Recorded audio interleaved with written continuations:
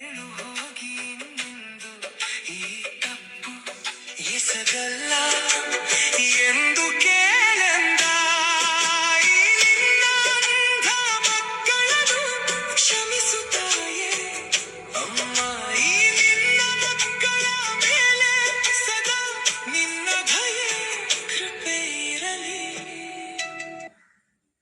ಅಲಾದರೂ ಹೋಗು ಕ್ಷಮಿಸೆಂದು ಕೇಳು, ಪೂಜಿಸು ಪ್ರೀತಿಸು ಅವಳ ಬಿಟ್ಟು ಇನ್ಯಾರು ಸಿಗರು ನಿನಗೆ. ಕೇಳು ಹೋಗಿ ನಿಂದು ಈ ತಪ್ಪು ಎಸಗಲ್ಲ ಎಂದು ಕೇಳೆಂದ ಈ ನಿನ್ನ ಅಂಧ ಮಕ್ಕಳನ್ನು ಕ್ಷಮಿಸುತ್ತಾಯೇ ಅಮ್ಮ. ಈ ನಿನ್ನ ಮಕ್ಕಳ ಮೇಲೆ ಸದಾ ನಿನ್ನ ದಯೆ ಕೃಪೆ ಇರಲಿ. ನಾವು ನಿನಗೆ ಶರಣ